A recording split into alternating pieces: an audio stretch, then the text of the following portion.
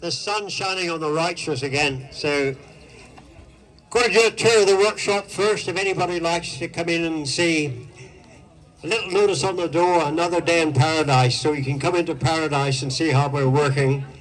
After the workshop tour, we'll start up these two most exotic bikes in the world. For all you uneducated motorcyclists, this bike here won the first world championship, 1949, the great Les Graham, horizontal twin. It was actually the only ever twin motorcycle to win the world championship, because after this they went to 4 cylinders, 6 cylinders, all the Japanese stuff 4 cylinders.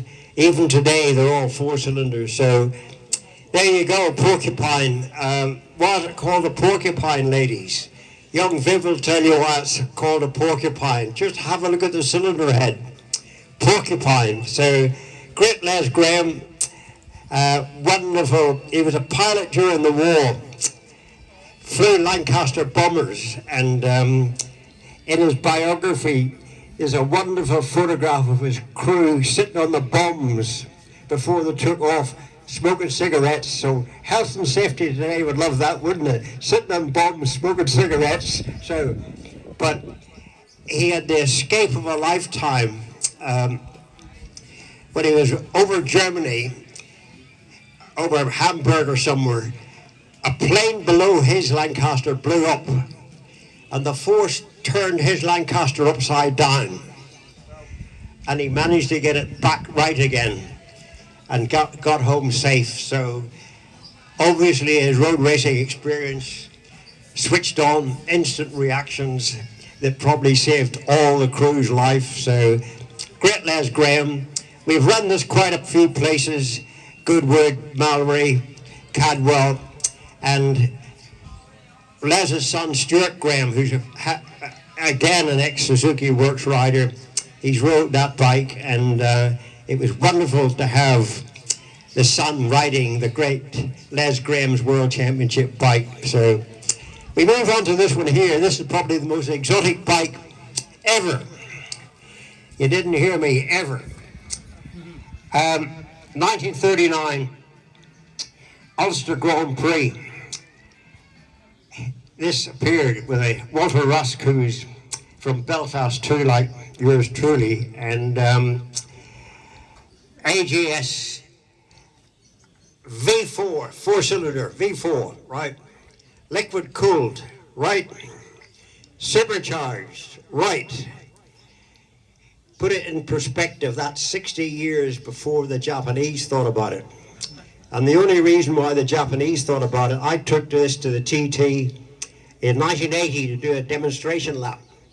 And all the Japanese men were there with their cameras and briefcases, and they were round this like bees round a honey pot. A year later, they came out with a V4 Honda.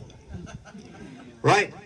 I didn't get any royalties from them, but that's where all your latest Honda's aspirations were from. So 1939 Ulster Grand Prix. The Gilleras are there from Italy, Serafini and the Gillera, Lorenzetti, Obo-Tenny, World Championship event, and Walter Rusk on the second lap averaged over 100 miles an hour. So this is the first bike ever to average over 100 miles an hour for a lap. Ulster Grand Prix. Mind you, the Ulster Grand Prix, very long circuit like all the TTs and all the circuits in those days, and there was a straight 7 miles long. The straight was 7 miles long, and it was great undulations, and got a bit of opposition coming in. Tell them to shut that off.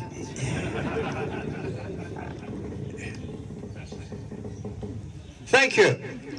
Thank you for switching that off. So he averaged over 100 miles an hour, got a gold medallion from the MCUI, and all the banners and information's in the museum in its portfolio. But on the fourth lap, he retired. What did he retire with? None of yous know. Silence is golden.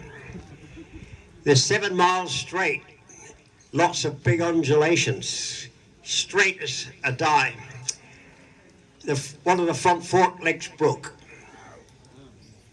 and luckily he managed to survive, parked it up, but only after he had broken the first 100-mile-an-hour lap. So Jim will be starting this up shortly, and the Porcupine.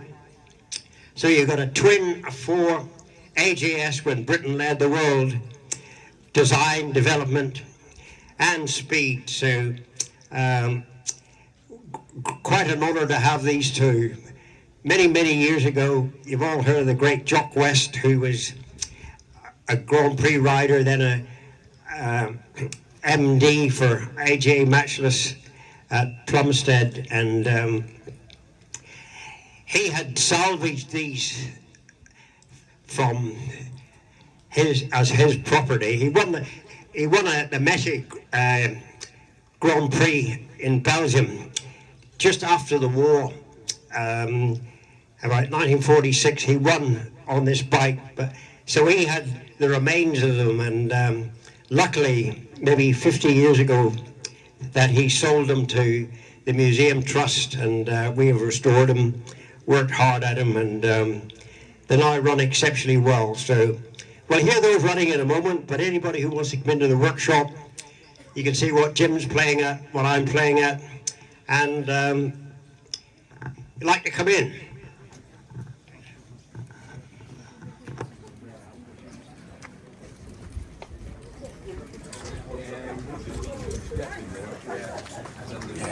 They're going to start them up in a minute.